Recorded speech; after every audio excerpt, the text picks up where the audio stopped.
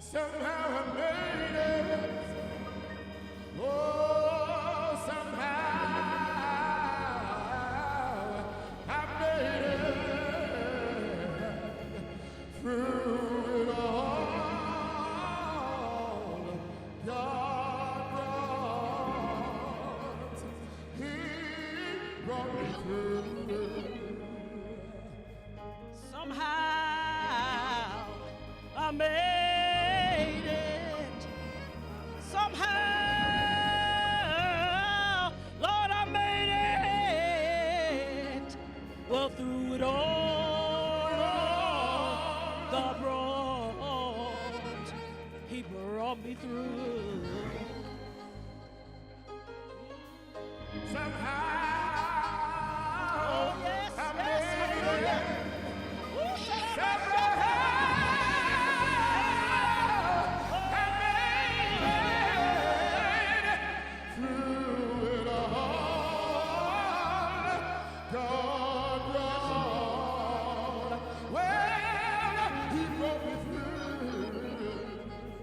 somehow I made it. Somehow, Lord, I made it. Well, through it all, my God brought. Yes, He brought me through. Oh, yeah. Oh, yeah.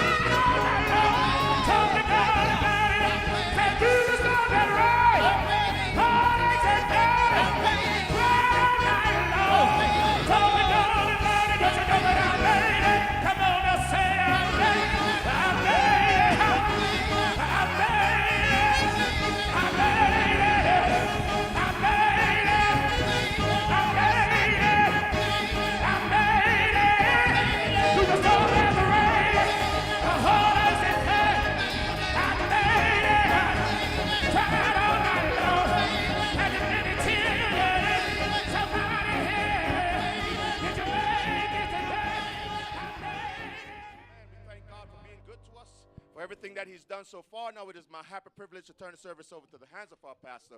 Give her a hearty amen as she comes, please.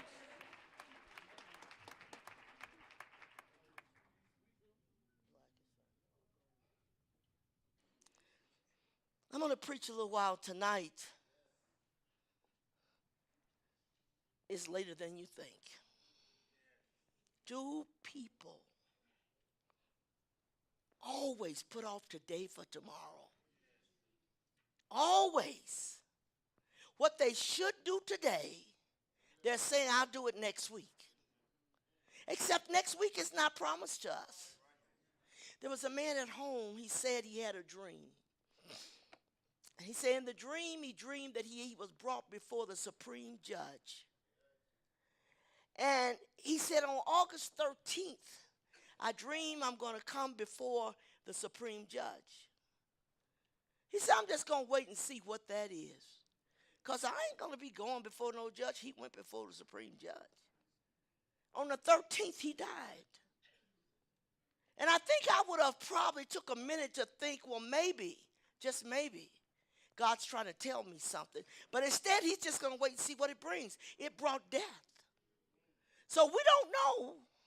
And time is something that we waste more than anything. And it's the least of what we have. It's the least. And we waste it by doing other things and putting it off and tomorrow and next week, and we plan to do this. None of us know when we're going to die. But we know we're going to. Since I know that, since I'm aware of that, should not I be careful how I spend my time? Because you can push it off and we'll tell ourselves there's plenty of time. It's plenty of time. Not necessarily. Listen, I'm coming to you from Psalms, the 9th chapter. The 10th verse says, the days of our years are 80 years and 10. And if by reason of strength they be 80 years, yet is their strength labor and sorrow. For it is soon cut off, and we fly away. Who knoweth the power of thine anger? Even according to thy fear, so is thy wrath. So teach us to number our days, that we may apply our hearts unto wisdom. God, teach us how to take a look at our lives. Now, he promised, this is what he said you could get. You could get through it 80 years and 10. But he said, if you're strong enough, you'll get 80 years. So when you look at your life now, a lot of people never get here. 70 years, you're doing pretty good. He says I'll give you that. But if you're strong enough, then by all means, you may live a little bit longer. And so, since he give me a kind of a bold type of, what do I want to say? Kind of give us a range of where we're at. So you can look at your life. Now, just because he says you got that, doesn't mean everybody going to get there. People die way younger than that. So when I look at that, I'm thinking, God, I don't take anything for granted at this time and stage in my life. I realize I could go any moment, any time. I've already made 80. I've already got there. So now, if you be strong enough, Rose, physical speaking, you make it 80 years.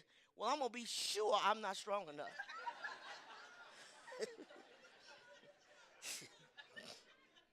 I said, Lord, look at me. I'm having a little tough time here. Nobody wants to, who wants to live here forever? The people that want to live here forever are the people that's not ready to meet God. I thought about Barbara Bush when she said, I'm tired of the medication. 92 years old, I would think so. I'm going home, and I'm going to be with my family, and I'm going to die. Don't give me no more medicine. Don't give me no more nothing. I'm tired. And I could relate to that. I told my kids, I said, if you come in and find me gone, do not try to revive me. If you do, I'm going to hurt you. Don't try to revive me. For God's sake, I live long enough. You know, Wigglesworth, he's a great, great man of God many, many, many years ago. And he was traveling. And Wigglesworth's wife died. And somebody called him and said, you better come home, your wife just passed away. He said, do not take her out of that house. And so when he got there, he picked her up like this, slammed against the wall and said, breathe. And she started breathing. He had great power. And she said, Wigglesworth, let me go. What in the world are you trying to bring me back to this world for? Oh, Mary Baxter, who wrote the book on, she had a vision of hell and a vision of heaven. And she said when she started walking around heaven, Jesus was taking her around heaven, and it was so beautiful. And the Lord said, you got to go back. She said, please don't make me go back. He said, I'll give you anything you want, but somebody's got to tell my people this message. She said, I didn't want to come back.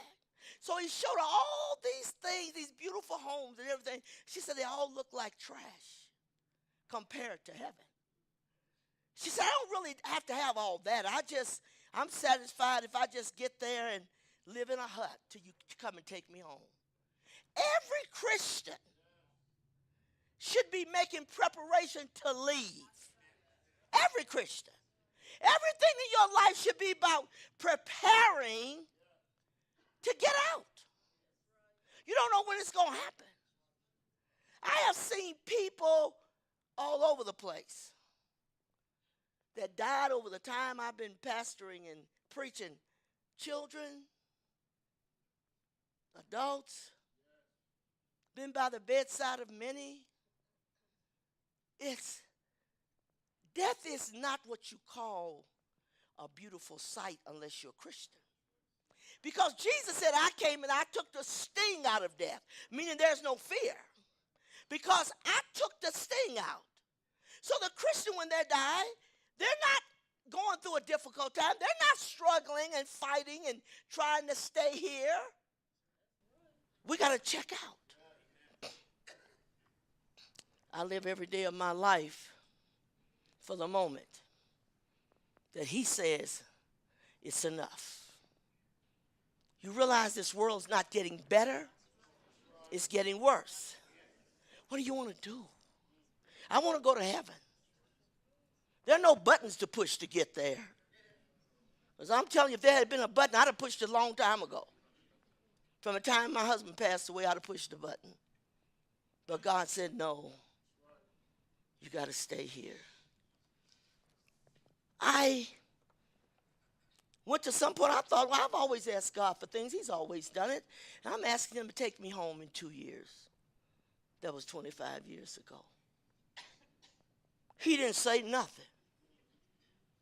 Go on and talk, Rose. Go ahead and talk. So I was sitting one day in my den, and Charles's picture was right in front of me. And the pain of losing my husband was the most worst pain I ever had in my entire life. You could put all the babies I had together and all the troubles I've had in my life. Nothing was like the pain of losing him. And I remember sitting on the ottoman in the den, and I was looking at his picture, and I was weeping so hard, asking God, please don't let me stay here. I felt like the pain was so unbearable. The only way I could get out of this was I had to die. I never could imagine this kind of pain. How do you handle this? But I had to handle it. And I thought about the Lord said, I won't put more on you than what you can bear. And I wish that you I wish you didn't know that. So that you just have to say, I got to take Rose home. No, that didn't work. In the meantime, while I'm sitting there, looking at his picture and grieving, my son walks in. He said, Mama, where you at? And I said, I'm over here in the den. And we had a salon at the time. He said, I was just at the salon. This woman came in there, and a picture of myself they had on the wall in the salon. And he said, this woman came in the shop, and she said, who is that lady? And my son said, that's our mother. What's her name? Rose Banks. She don't have long left in this world. I thought, you must have got mixed up.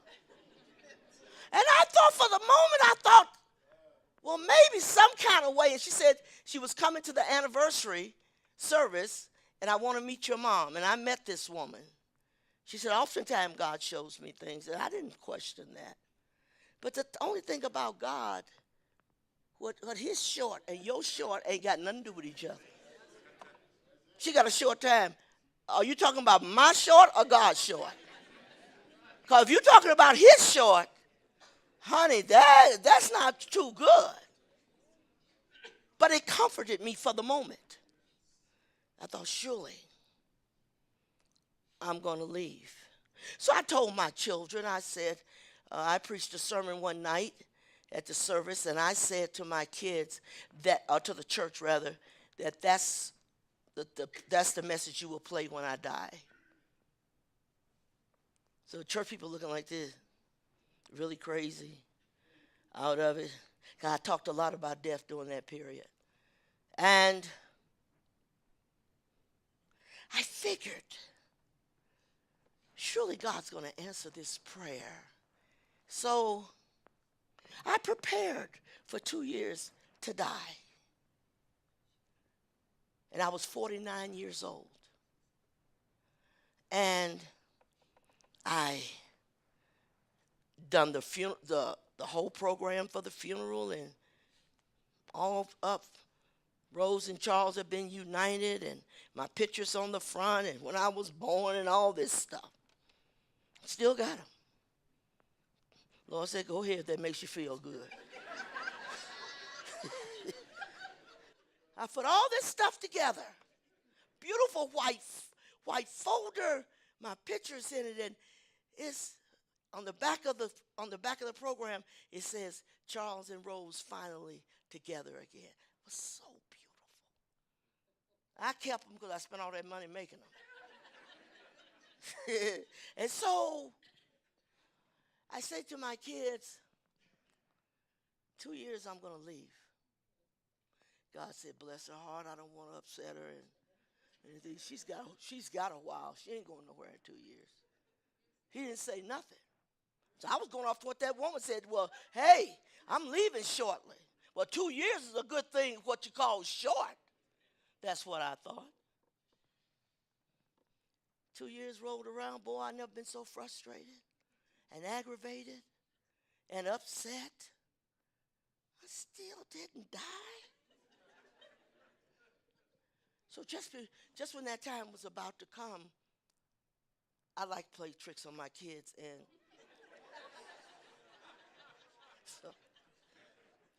so one was getting ready to come over to the house to bring something. I don't know what it was.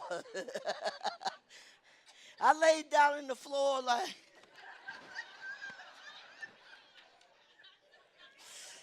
and I was laid out like that, and I thought if I start laughing, she's going to see my body shake. I got to try not to laugh. And Juana opened the door. She said, Mama! Mama! And I wanted to not laugh so bad. But my body started shaking, so she knew that I was still here. Nobody would do that but Sister Rose, I'm telling you.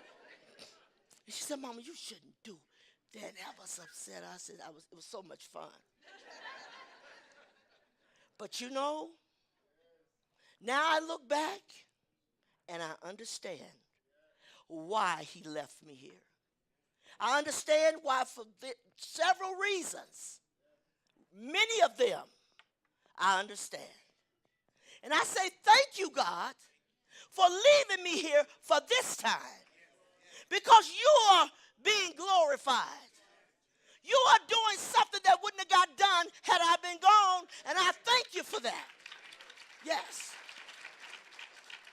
But you don't want to put off your day for tomorrow and make plans that I don't think I'm getting ready to die. You don't know. None of us know. So what should I do? Make my time count for something.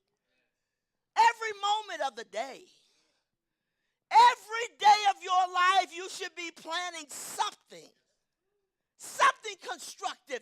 Some way to help somebody. Somebody that you can possibly bring some joy into their life. Spend your life useful, productive. That I'm reaching out to people and changing lives. I am so happy. I was telling Tori and Mary yesterday, I said, God made me a steward. And he put it in my hand, and Rose, you do the right thing with it. And ever since he did that, I have done the right thing. So Why am I blessed? Blessed to bless somebody else. Not many people can God really count on to be a blessing. Man is selfish by nature. By nature, he doesn't want to help anybody. He's too involved with himself. But Rose, I need somebody who's going to love me enough to live for somebody else and to give your life, whatever it takes. Give your life. Make things happen. I told him when I finally do go to heaven, put on the tombstone, she made it happen. I make things happen. I don't look at how it looks. I don't know whether or not you got the money. I don't know whether or not you can do this, but make it happen. I can't tell you how many people and lives that in this church and beyond this church that I have made it happen. Yes. Teach us, God, to number our days. Teach us that we may understand our time is limited on this earth. People sitting in this room tonight, I bet you there's not one person sitting in here that's thinking, I'm probably going to die tonight. Not one. You made plans not only for tomorrow, but for next week and the week after that. We make plans so far out, we don't know if we're going to be here. If you can plan and do it, redeem the time, make it count. Use it today. If it can work today, do it today. Because you may not be here tomorrow. Suddenly, death comes without warning. I knew my husband was going to die. I knew my daughter was going to die at 29 years old. I knew it. She and I talked about it. The Lord said, I'm coming to take her, that she might be saved in the end. So whatever was going to go on in her life was going to cost her a soul. And he said, I'm going to take her. So I told Nita, I said, come over, Nita, let's talk. I said, the Lord is going to take you. I know that. I did not grieve one moment over my daughter. I knew everything, the whole plan that God had laid out. I knew the whole plan. So it wasn't a surprise. I remember I was working out, and she came over, and she said, Mama, when is he coming? And I said, I don't know. I said, but I know it's soon. I don't know when. She said, well, I hope he hurry up. I said, I'm gonna get a chance to see Daddy again. And I had this dream that me and Daddy was holding hands, and we was just shouting in heaven, and we kept looking toward the gate, waiting for you to come. They still there. They still at the gate. I'm coming, y'all. But we were just waiting. We thought any day Mama's coming through that gate. I said, I am. You can get in there and talk to the Lord and tell him speed it up, sure. I'm coming, but not right now. Let me finish this work that I've been called to do, to make a difference in the lives of men and women, boys and girls, that people's lives will be changed. They would understand who God is. They would let him take control of their life, knowing that's the best thing that could ever happen to you. If I can get the message across, if I can somehow penetrate the heart of men and women and cause them to think where they're at. And you don't know what day, you don't know what hour. We don't know, but we know we're going. And people live their lives as if they're going to live forever. They don't think about, I could die. I may not be here. So the scripture tells us, don't plan. Live one day at a time, because you don't know what tomorrow is going to bring. You have no idea. But I'm gonna live my life to the fullest. I said to my kids one day, I said, if I die tomorrow, I've lived a full life. And I said to my kids, when the Lord takes me home, think about that I'm not tired no more. Think about, boy, she's happy. Think about that. Don't focus on all this other stuff. I have the chair where I pray in every day, and I've been praying in that chair in that area for years. And the other week I was sitting there praying. I said, Lord, I said, when I'm gone home, I said, no matter what's going on with my children, when they come to this church, when they come to this chair and they sit here, fix it for them. Solomon said that when he built the temple. He said, God, if he'll just look toward the temple, I ask you to answer prayer. I ask you to hear from heaven. I ask you to do what they say. If they're in trouble, God, they look toward Jerusalem. If they look toward there, then everything will work. And I thought about that when I was talking about my kids. I said, if they come here and sit in this chair, they'll probably be fighting over it. You been there long enough, I got to sit down. That's just like her. Every time you look up, she's in mama's chair. Well, somebody else needs to get in the chair sometime. Just sit on top of them. That's a good way to fix that. You don't have to worry about it. But death is not a bad thing. It's bad when you're not ready. It's bad when you didn't prepare for it, and now your life has come to an end, and you are not ready to meet God. And you know what? That is the most disastrous thing that could happen in your life, is that you check out, but you're not ready. Think about it. That's the disaster of death, that I'm not ready to meet God. I didn't think I was going to die this quick. You got to think. Set your mind toward that eventually I am. David said, my heart was hot within me while I was musing, the fire burned. Then spake I with my tongue, Lord, make me to know mine end and the measure of my days, what it is, that I may know how frail I am. You know how frail you are? These physical bodies, you can literally fall down and die. You can bump your head and die. Sometimes you can mess up a whole leg and die. We're frail beings. It don't take a lot for us to die. He said, but make me to know mine end and the measure of my days, what it is, that I may know how frail I am. Behold, thou hast made my days as an handbreadth the size of my hand, and my age is as nothing before you. Verily, every man at his best state is altogether vanity. At his best state, he's weak. God's the only one that can make you strong enough to say, I got to push it. I got to start thinking about not just what I'm going to do in this life, but what I'm going to do when I leave, when it's time for me to leave.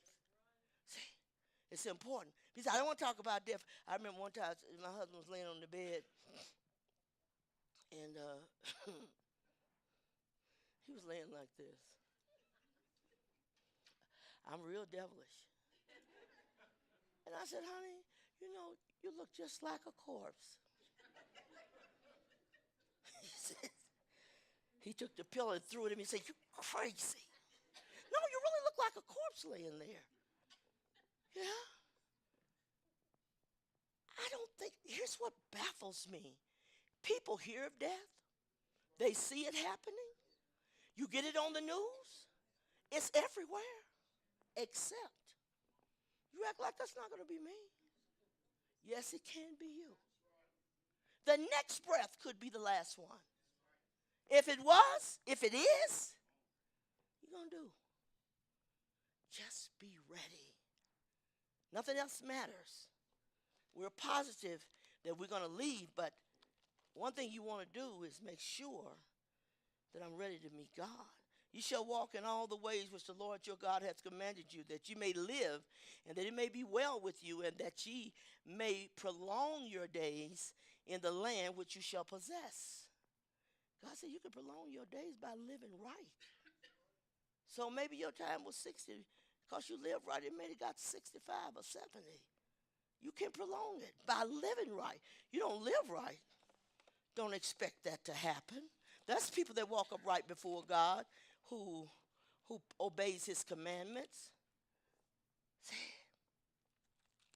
If you come back, Lord, I just want to be ready. People, I've heard of church people say, yeah, I'm going to ask the Lord, let me die like this, let me die like that.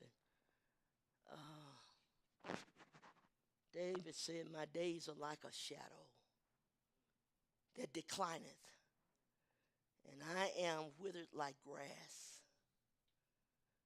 Man dieth, he is buried, and he will never rise again. Never again. No matter how much pain you're in, no matter how much suffering, they never get up. I remember when I was at the wake that we had for my husband, the church people were all sitting at the funeral home, and I came in and I went straight to the casket. And for the moment, I never cried like that, I don't think, my whole life. And I laid on the casket, and one of the members said to me, he's no longer here, he was a stupo anyway, but he said, did you think he was going to bring him back? I said, no. I knew he wasn't. I knew that before, when he was on life support at the hospital. I knew he wasn't giving him back. But the fact that he was gone forever. And I think the thing that gets to you the most, the mind has to somehow think. You try to reconnect, you can't reconnect. What I found myself doing was doing all these pictures after Charles died. Beautiful family pictures and everything. And every picture that I could find of Charles, I transferred it into there, the family, because it didn't look like family. And I remember I spent over $3,000 just having pictures made so I could, every picture, put him in there.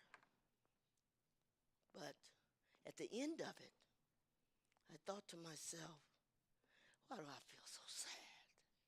Because I reached the conclusion, though I did all of that, it still wouldn't connect. Now I got pictures of him everywhere, church, house, bathroom, everywhere. And I think, when I look at it now, it's like somewhere in time, everything stood still. Everything. It stopped right there. Because when you start trying to fit him in, years later, you can't fit him in. The clock stopped for him. It's going to stop for you. And somebody will look at your picture and say who that used to be. Let me tell you, just to be able to survive death of a loved one takes God. I've talked to people that were so hurting, the pain was so deep, it looked like they would never come out of it. It is a pain that only God can heal. He can get into the heart. Nobody else can. And heal. I said to somebody, is it the fact that you can actually have a broken heart? And an article I read, the doctor said, people die from a broken heart. Meaning it wouldn't heal. It hurts so bad, it literally could kill you. And at the time, I didn't care if it would have. What I learned is that you cannot tell people, well, just do this, honey, forget about it, move on with your life. Time, you take a seat, because you don't have a clue what it feels like. You could tell me that. People say some dumb stuff through comfort. They think, well, God's going to take care of you. I know that. That's not going to change what I'm feeling right now. That won't heal the pain. Yeah, he's going to take care of me. Surely. I thought somehow, if I can get all of this to come together, and push a button and rewind it and go back, but you can't do it. You're not going to rewind your life. What you live in today is going to determine whether you're going to heaven or hell. And there are two places. You don't want to go to hell. That's a place where people never come out. They're tormented in the fire and the brimstone. One of the dentists I used to go to was raised in a Pentecostal church like I was. And he said to me, Rosie, you one of them fire and brimstone preachers? I said, I sure am. He said, I left that church. That's what you leave. So where did you go? Up to New Life. You still going to hell? It doesn't matter what church you go to. It's whether you live your life or not. Of course, going down to New Life ain't going to help you none. you're more than likely surely going to hell. Because there's no gospel there. There's no truth being preached that people can take hold to and say, it's made the difference in my life. Listen. For who knoweth what is good for man in this life, the word says? All the days of his vain life which he spendeth as a shadow. For who can tell a man what shall be after him under the sun? You never know what's going to happen after you're gone. Nobody can tell you. You got to walk this path. Do it good. Make every minute count and do as much good as you can in your lifetime that you'll make a difference in somebody's life before you leave this world. The song says, if I can help somebody as I pass along, if I can help somebody in a word or song, if I can help somebody, then my living will not be in vain. Make it count, honey. Do something that people have something good to say about you. Would you like somebody to say, did you know John died? Oh, he did? Well, thank God the world's a better place. How? Nobody would want that said. Oh. I used to watch the Golden Girls on TV. They were so funny. They went to a funeral and the person was mad and went up to the thing and talked about him and cursed him. He didn't hear none of this. But I would hate for that to happen. My massage therapist, she is also a mortician. She said, I was asking her, we were talking about death, and she said, I usually don't tell anybody this, Rose, but because people, when I'm massaging them, they don't want to hear about death. And I said, tell me about it. I'm always interested. And she was massaging me, and she goes up to Denver like maybe 2 or 3 times a week to do the embalming and preparing the body for the funeral. And so she was telling me about it. And I said, well, what else happened? I was very curious. And she just she felt so good that she was free to talk to me. Because she said she told one of her clients that I'm also a mortician. She never came back. Never came back. And I thought, that's kind of out there for some people. It's like, is that what you want to talk about? They're probably thinking that about me tonight. Like, get off of it. I'm not going to get off of it. Because you're going to die. See? David said, teach us to number our days that we may apply our hearts unto wisdom. That we will use wisdom to know how to live our lives to the fullest. Teach us to number our days and recognize how few they are. Help us to spend them as we should. Help us to spend it. Let us know your days are few. Do you know every time I leave this pulpit on Sunday night and go home, you think, well, it's over. Before you know what, you're looking at Friday. Like, where does the time go? It's moving fast. We're not alert to it. But that clock look like it's moving slow. It's not. It's moving fast. Your life is ticking away with every tick. With every tick, your life is ticking away. I look back at the clock and say, what? I just looked at the clock a few minutes ago. It was like, my God, look how fast it went. When you're young, you don't think like that. You think you got plenty of time. You don't worry about how the clock is moving. Keep on living. You start paying attention. Yes, every year you have in this world is one less than you'll never have again. It brings you closer to the end. Are you ready? Can you say, if I died today, I know I will go to heaven without lying? I know I would go. Or can you say, I really don't know? No, I can tell you right now. There's no beating around the bush. I know I'm going to heaven. I know I lived my life for the last 50-some years serving God. And let me tell you, it's the best thing that ever happened to me, and I would never turn it loose. I'm looking at these people that make these crazy, wild decisions to walk away from God. You're going to wake up one day and it's over. You ain't going to be there no more. Stop, think about it. See? He says, Lord, make me to know mine end and the measure of my days, what it is that I may know how frail I am. Lord, help me to realize how brief my time on earth will be. Help me to know that I am here for but a moment more. My life is no longer than my hand. My whole lifetime is but a moment to you. This proud man, frail as breath, and all his busy rushing ends in nothing. He just rushing, ends in nothing. It's getting away from you. See? Make use of the time that God has allotted you.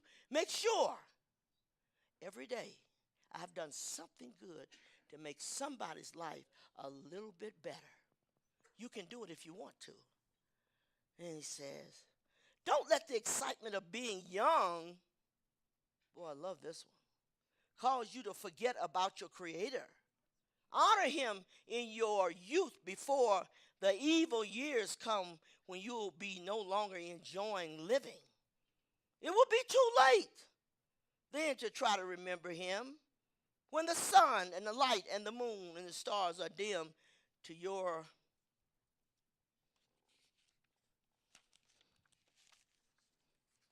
old eyes. There's no silver lining left in your clouds.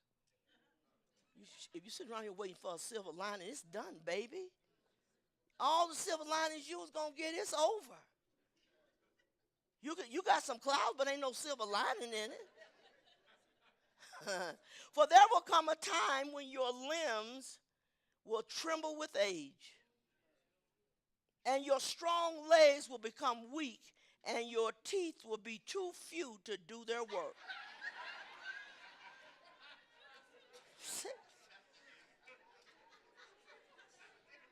This is how the Living Bible put it. I thought I got to read this. He said, there will be blindness too. Then let your lips be tightly closed while eating when your teeth are gone. You'll hear the birds singing. You yourself will be deaf and timeless and tuneless with quavering voice. You will be afraid of heights and of falling. That's the truth. Of falling, and with withered hands, you drag yourself along without any sexual desire, standing at death's door and nearing your everlasting home. I thought when they did this and I read this by the other version, I thought, wow, y'all make a person don't feel good. When your teeth are too few. Well, at least I haven't got there yet. In all these years, I only got one tooth missing. I used to say, God, my dentist used to say, Rose, if you take care of your teeth, they'll last you for a lifetime because they're very strong. I made sure to take care of them because I was refusing to wake up in the middle of the night with my teeth grinning at me in a bottle, in a thing of water.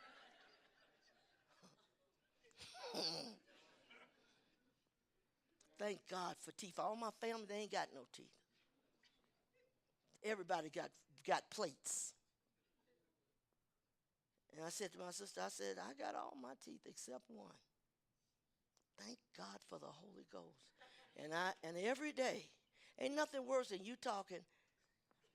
Our friend Sister Ledbetter, she's dead now. She be talking, her teeth will come down.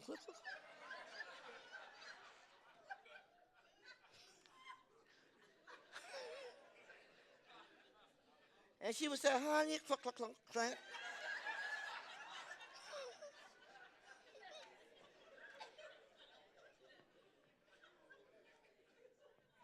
Yeah. Don't want that. Prayed not to have that. But they talk about you so bad with your feeble knees and shaking legs.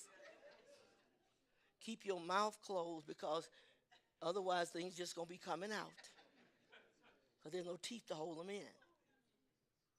Don't wait till you're that old. I came to the Lord when I was in my mid-20s. And I've been with him ever since. When I was at my best, my strength was great. But I am fully aware that it is not the same as it once was.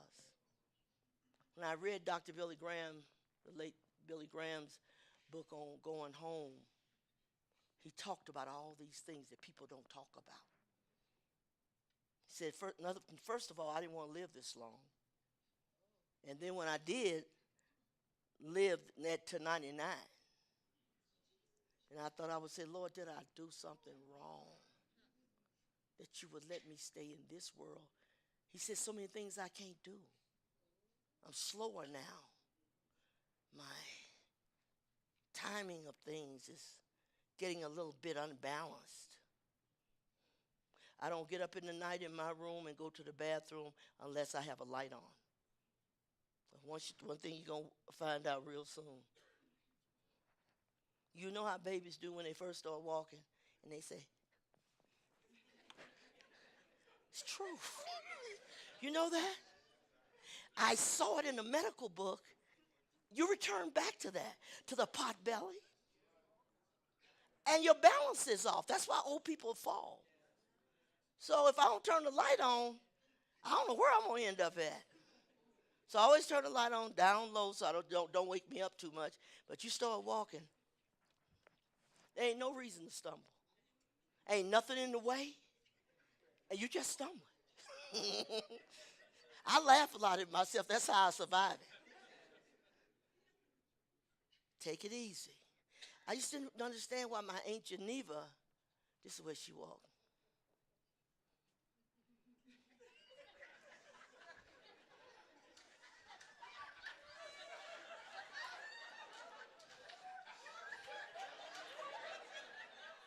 I said, she's walking like a kid, hands up in the air and everything. I need to shut up. But if you can't laugh at yourself, you're going to spend your days crying at the end. I laugh. I think, wow. We used to recognize our seniors up here, and we have chairs up here for them. That's why when it says they're scared of falling, real scared, so the old people will come up. Boy, I wish I had a good chair to show you, but maybe you can see this a little bit.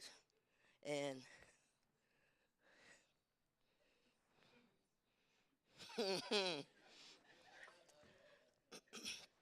they're sitting waiting to be honored. So we call them up to the front, and this is what you get.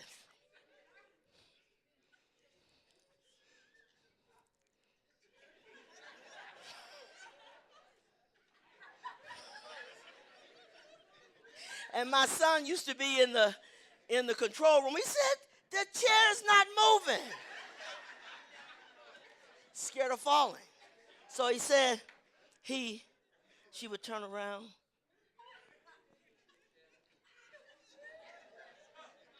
And my son said, he said, sit down for God's sake. I hope I live to see him get like that. And they finally, in a minute, take a seat. But it took them a while. They're afraid of falling. You know what? Listen to this. There comes a time in your life, and I didn't notice this till not long ago. You used to get up on the ladder easy, do what you got to do, put the nail in the wall, hit it, hang your picture. But now, what is it that make you can't get that other leg up? It's called getting older. He said, well, I don't really want to hear about it. Well, then you can die young, or you can have a long life. So, but all these things tell you, have I made good of my time? Because my body is changing. What I can get done before, it takes me a longer time to get it done now.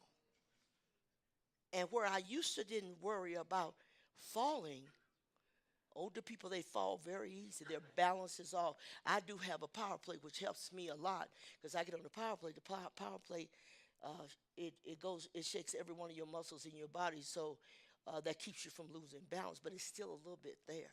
So you got to look at the situation and say, do I want to come to a time in my life that I could have done more for God, but I'm too tired? I'm too worn out. I'm too weak. All these things. And it can happen to everybody.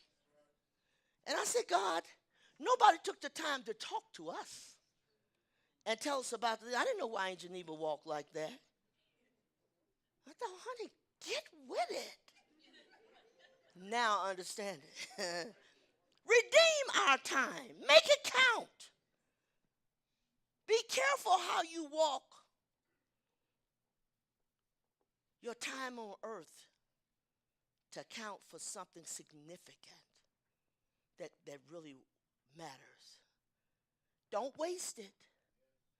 Don't look back at your life and say, I wish I had done this or I wish I had done that.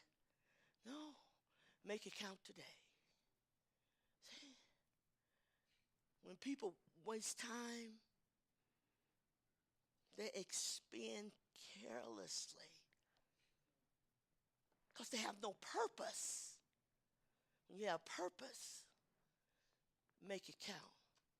Candace, you need prayer in the worst kind of way, and I will get you in a minute. Yeah. Wasted time causing someone to spend time doing something that is unnecessary or does not produce any benefits. Those who attempt suicide tend to receive less than loving care from doctors and nurses because they feel like they're taking up time with a person that tried to kill themselves while they need to be helping those who want to live. So they don't work on you as hard because of that. Think about it. I'm going to make it work. He also that is slothful in his work is brother to him that is a great waster. Slothful, and you waste everything. A great waster of time, a person who does little or nothing of value. Stop and ask yourself, is this important? Is this necessary? Yes. You've got to realize, take inventory of your life and say, I need to check this. I need to check myself. Because I really haven't concerned myself with it, but I'm going to change that. Start thinking about it. It will make the difference in your life, no doubt. I'm getting ready to close. The prodigal son left home from his father, and he wanted his inheritance early. His father gave it to him, which he should have never did. Gave him his inheritance, and he went away to a far country, and he wasted his inheritance with whores, prostitutes, and partying. And it came a time that he was in want. He didn't have some things. Everybody that's your friend when you got something won't be your friend when you have nothing. Good people being your friends because they can get something from you is not a friend. It's not a friend. But he came to himself and said, why am I in the hog pen getting ready to eat slop with the hogs when my father has servants, plenty of them, and more than enough to spare for food? What he said, I will arise and go to my father. I've wasted my years. I've wasted my time. Where are all the friends now? You don't have no money. You have no money. So you're alone by yourself. Think about it. So I say to you tonight, when you get up tomorrow, time what you're going to do and get it accomplished. You can do it. You can do it. And if it's not something of value, don't waste your time. You got little of it. So I'm going to change all that. Every time God sends a message to people, he is saying to you, make every minute count. Quit saying tomorrow I'll get it done. Get it done today. You'll not be sad that you did. So look at your life tonight and say, you know what? How much time have I wasted? I'm getting older. I'm not aware of it. The clock doesn't seem like it's ticking like that. It's ticking. So I'm going to make the best of my life. You don't want a bunch of people saying a whole bunch of stuff. But you do want people to say, because she was here, she made a difference. Barbara Bush told Jeb Bush when he was eulogizing her at her funeral, don't get up there crying. He was, make it short, Jeb. People have already heard enough for today. Just make it short, what you got to say, and that's good. And they did just what she said. She was a tough lady. If you read about it and watched over the years, she was tough. I remember when George Bush was, her husband, was running for president. And she said, I'm going to tell you something. Don't tell me I got to dye my hair or lose weight. I'm not doing either one. Whether you like a fat first lady or a black hair one, this is it. I admired her spunk.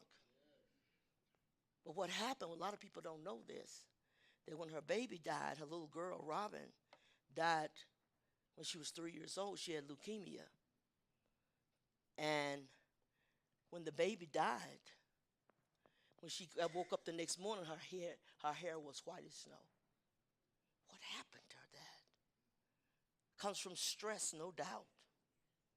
That's totally white, and she never changed it. So a lot of people don't know why people are where they're at and what's going on. But she made a difference in her children, in her family as a whole. They say she was the enforcer. If you read about it, she was just that. But she left something here. And it said the president, when the other Bush was president, he came home and put his feet up on the coffee table. And she said, get your feet off my coffee table. And somebody said, Mama, he's the president. She said, I don't care what he is. Get your feet off my coffee table. Just because you're president don't give you the right to prop your feet up on my table. Very strong, very honest up front. Here it is. And it took a strong woman to say, take me home to die. I'm not taking no more medicine. I'm tired of doing all this stuff. And if you look at your life and say, you ought to be saying, how do you want it to end? You want a good ending? You got to live a good life. So tonight, I hope that you'll take this message and say, I'm going to use this for my benefit. Take it and say, you know what? There's a reason why you was here tonight, and God is reminding you of how short your time is. Make it count. Come on, musicians and singers, please. Make it count.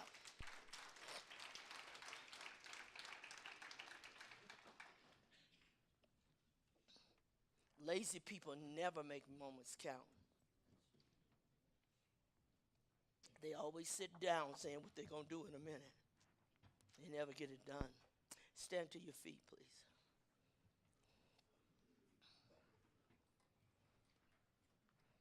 Yes. What y'all going to sing? That's good.